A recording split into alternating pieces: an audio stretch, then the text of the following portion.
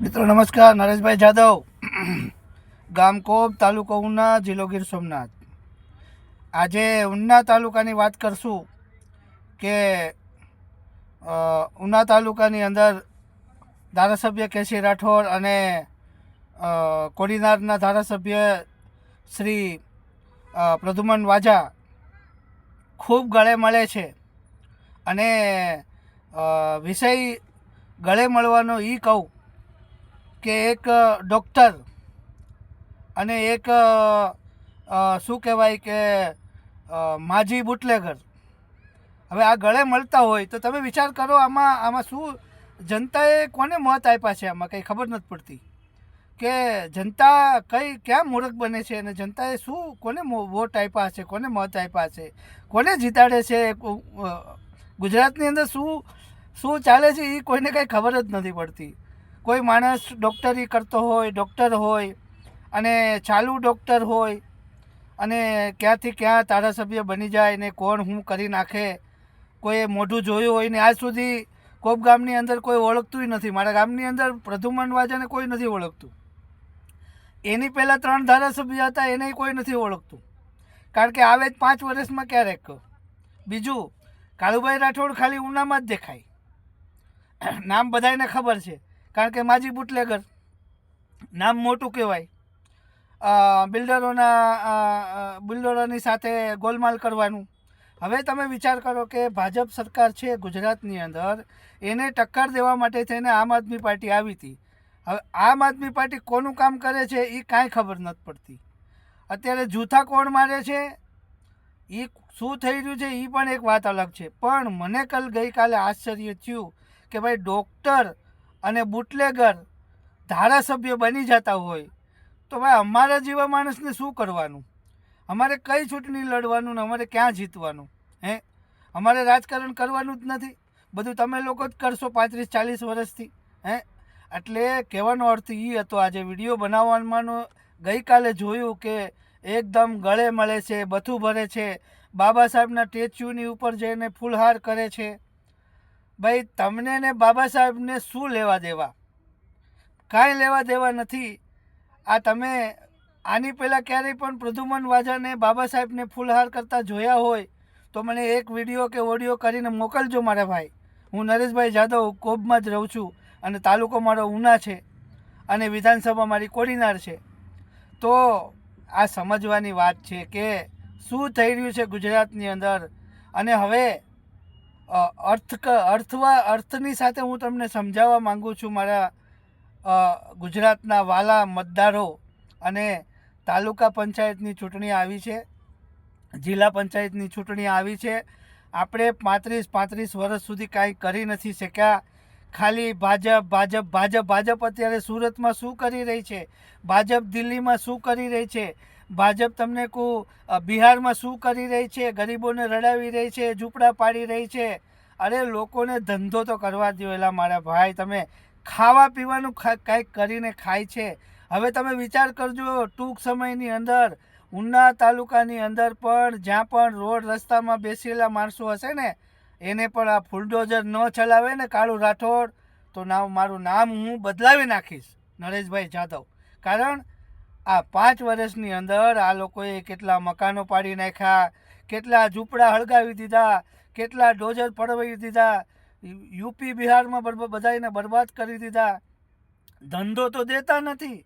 પહેલાં મતદાન લઈ જવાનું, હાથ ફેરવી લેવાનું, 5,000 10,000 આપી દેવાના, સરપંચોને ખરીદી લેવાના અને તલાટી મંત્રીને બધાને ખરીદી લેવાના, વીસીને ખરીદી લેવાના, ધમકી દઈ દેવાની, દારૂની પોટલી પાઈ દેવાની, ઇંગ્લિશ પીતા હોય ઇંગ્લિશ પીવડાવી દેવાનું અને મતદાન લઈ લેવાનું। આ ભાજપ, કોંગ્રેસ અને આમ આદમી પાર્ટી બધા આ જ છે। પણ હવે થોડોક મતદારોને થોડોક મતદારોને વિચાર કરવો જોશે કે ગામના મુદ્દા શું છે। આમાં તમે હાવ જાતિવાદ કરીને આપણા ગુજરાતની અંદર જાતિવાદની અંદર જ અત્યારે સ્થાનિક ચૂંટણીઓમાં પણ જાતિવાદ જ થઈ રહ્યો છે।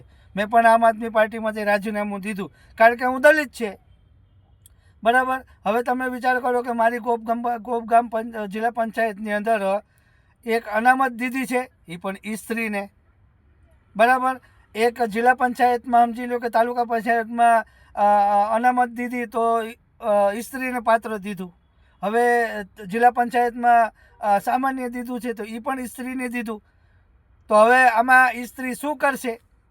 કઈ સ્ત્રીમાં આમાં શું કામ કરી શકશે આ જિલ્લા પંચાયતની અંદર? કેમ ભાઈ, આવી રીતના જ ગોઠવવાનું હતું. આ ગોઠવું છે એ પણ જાણી જોઈને ગોઠવું છે. એ લોકોને ખબર છે કે કયા કયા તાલુકાની અંદર કોણ કોણ માણસો શું શું કરવા માંગે છે. તો ટૂંકમાં મારું કહેવાનું હતું કે ડૉક્ટરો ધારાસભ્ય અને મંત્રી બને, બુટલેગરો, દારૂ વેચવાવાળા, જુગારના ધંધા કરવાવાળા અને ડુપ્લિકેટ વસ્તુ બનાવવાવાળા તાલુકાની અંદર આવા મર્ડર કેસવાળા, આ દિનુભોગા હોય, તો આવા લોકો સાંસદ ને બધા બને છે. આપણે ગુજરાતની જનતાને થોડો વિચાર તો કરવો જોઈએ કે આપણે કોને મતદાન કરીએ છીએ. હવે તો જાગો મારા ભાઈ, હવે જાતિવાદ છોડી દો, હવે જાગો અને સારું મતદાન કરો અને સારા વ્યક્તિને મતદાન કરો. કોણ ઊભે છે, કોને જીતાડવો છે, થોડુંક તો તમે વિચાર કરો મારા ભાઈ.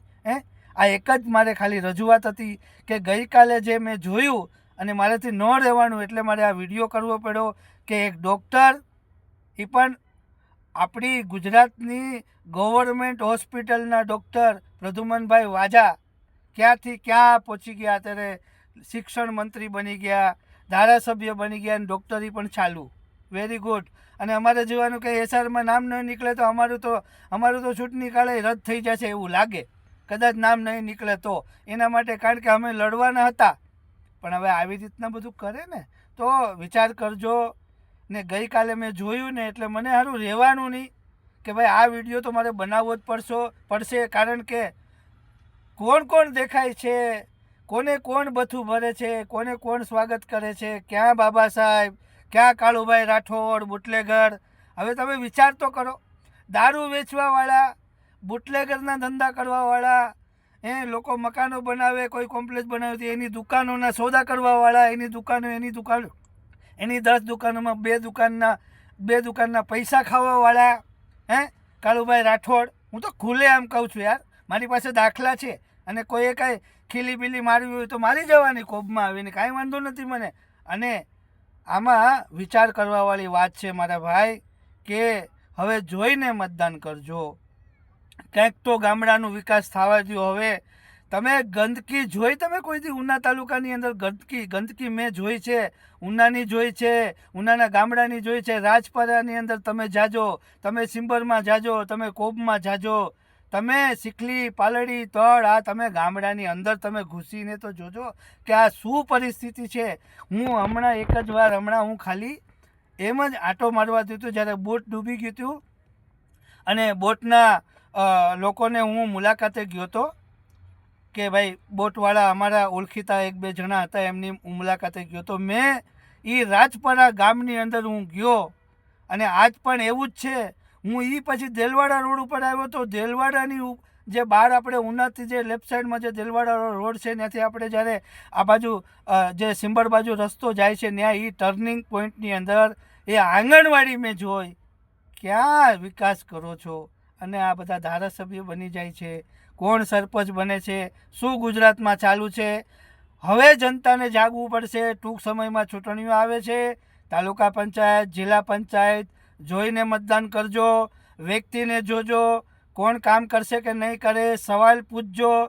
જો એ નહીં પાછા છૂટાવશો ને તો તમારી હાલત હજી પણ 5 વર્ષ નહીં, હજી 50 વર્ષ આવી જ રહેવાની છે. હું નરેશભાઈ જાદવ. જય હિન્દ, જય ભારત.